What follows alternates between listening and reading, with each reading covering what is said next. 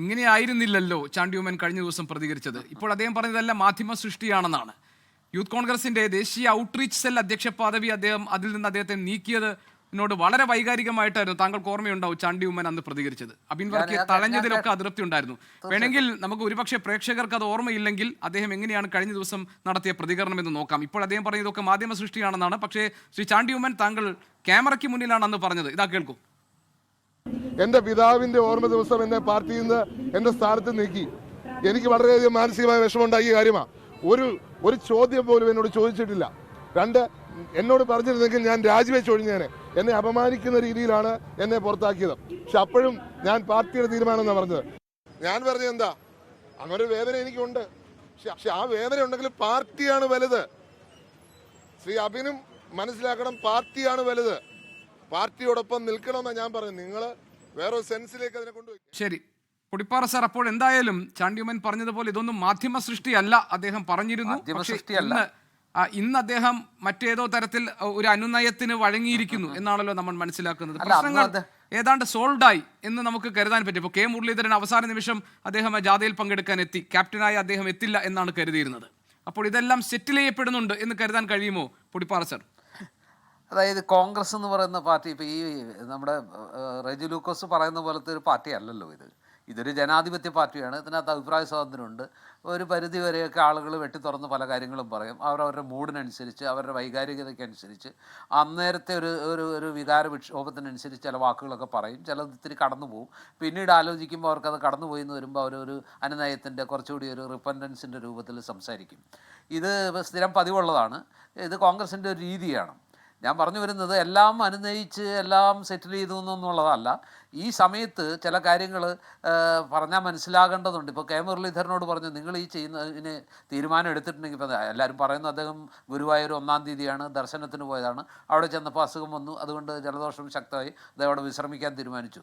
റെജി ലൂക്കോസ് പറയുന്ന പോലെ അദ്ദേഹം ഇന്ന് നടക്കുന്ന ജാഥ എന്ന് പറയുന്നത് ഇതിൻ്റെ സമാപനമാണ്. ജാഥകൾ ഇന്നലെ സമാപിച്ചു. ഇന്നത്തെ ജാഥ അദ്ദേഹം അല്ല നയിക്കുന്നത്. അതൊരു സാങ്കേതികമായിട്ട് തെറ്റാണ് അദ്ദേഹം പറയുന്നത്. അതെന്തെങ്കിലും ആവട്ടെ, ഏതായാലും അദ്ദേഹം റെജി ലൂക്കോസ് വിചാരിച്ചതിനപ്പുറത്ത് ജാഥ ക്യാപ്റ്റൻ ഒരു മേഖലാ ജാഥയുടെ ക്യാപ്റ്റനാണ് സാർ. അല്ലാതെ അദ്ദേഹം മൊത്തം ജാഥയുടെ ക്യാപ്റ്റൻ അല്ല. അങ്ങ് പറയുമ്പോൾ എല്ലാ കാര്യങ്ങളും മനസ്സിലാക്കിയിട്ട് വേണ്ടേ പറയാം. പൊടിപ്പാറ സാർ, ഞാൻ ഒറ്റ കാര്യം കൂടി പറഞ്ഞോട്ടെ. കെ മുരളീധരൻ ഇതുവരെ യാത്രയിൽ എത്തിയിട്ടില്ല എന്നൊരു വിവരം ഞാനൊന്ന് അപ്ഡേറ്റ് ചെയ്യുകയാണ്. ഞാൻ വളരെയധികം അപ്ഡേറ്റ് ചെയ്യപ്പെടുന്ന മാധ്യമപ്രവർത്തകരാണ് ശ്രീ റെജി ലൂക്കോസ് പറഞ്ഞു. അപ്ഡേറ്റ് ചെയ്തിട്ടുണ്ട്. അതൊരു വലിയ കോംപ്ലിമെന്റ്. 2 മണിക്ക് മറ്റാണ് അദ്ദേഹം ഗുരുവായൂരിൽ പുറപ്പെട്ടത്. അവിടെ എത്താൻ ചിലപ്പോൾ ഈ റോഡ് കട എനിക്കറിയില്ല. അദ്ദേഹം എത്തേണ്ട ആളായിരുന്നു. ആ കാര്യത്തിൽ എനിക്കൊരു സംശയമില്ല. അതായത് ഈ അടിക്കാനുള്ള വടിയൊക്കെ കൊടുക്കുന്നത് ഇവർ തന്നെയാണ്. റെജി ലൂക്കോസിനെ പോലുള്ളവർക്ക് സ്വന്തം പാർട്ടിയിൽ എന്തുമാത്രം പ്രശ്നങ്ങളാണ് കിടക്കുന്നത്. ഇപ്പോൾ ആരൊക്കെ ഈ സ്വർണ്ണ കവർച്ച, ഈ പറഞ്ഞ ശബരിമല ശ്രീകോവിലിൻ്റെ സ്വർണ്ണപ്പാളികളും അതുപോലെ തന്നെ ദ്വാരപാലക വിഗ്രഹത്തിൻ്റെ സ്വർണ്ണപ്പാളികളൊക്കെ എവിടെ പോയെന്നും അത് അന്വേഷിച്ച് വരുമ്പോൾ ആരൊക്കെ കുടുങ്ങുമെന്നും ആരുടെയൊക്കെ വീട്ടിലെത്തിയെന്നും ഏതൊക്കെ CPM നേതാക്കൾ കുടുങ്ങും, ഏതൊക്കെ മന്ത്രിമാർ ഉത്തരം പറയേണ്ടി വരും എന്നൊക്കെ ഉള്ളത് നമുക്ക് കാത്തിരുന്ന് കാണാം. ഞാനതിലേക്കൊന്നും കൂടുതൽ കടക്കുന്നില്ല. അതൊക്കെ അത്തരം മഹാപ്രശ്നങ്ങളുടെ നടുവിൽ, ഉത്തരമില്ലാത്ത ചോദ്യങ്ങൾ നടുവിൽ, വലിയ ആശങ്കകൾക്ക് നടുവിലാണ് CPM കഴിഞ്ഞുകൂടുന്നത്, അല്ലെങ്കിൽ CPM നിൽക്കുന്നത്. അങ്ങനെ ഒരു അവസ്ഥയിൽ ഇമാതിരി ഈ കോൺഗ്രസിനകത്ത് ചെറിയ കാര്യങ്ങളുടെ പേരിൽ, ഈ പുനഃസംഘടനയുടെ പേരിൽ, അല്ലെങ്കിൽ 59 ജനറൽ സെക്രട്ടറിമാരും 13 വൈസ് പ്രസിഡന്റുമാരും 6-ലധികം രാഷ്ട്രീയകാര്യ സമിതി അംഗങ്ങളും പുതുതായിട്ട് വന്നിട്ടും പരാതി തീരുന്നില്ല. അതിനകത്ത് തമ്മിലടിയാണ് കോൺഗ്രസിനെ കുറിച്ച്. അല്ലെങ്കിൽ തന്നെ പറയും കോൺഗ്രസിനെ തോൽപ്പിക്കുന്ന കോൺഗ്രസ് തന്നെയാണ്, കോൺഗ്രസ്സുകാർ തന്നെയാണെന്ന്. അതാണ് കോൺഗ്രസിനെതിരെയുള്ള ഏറ്റവും വലിയ ആക്ഷേപം.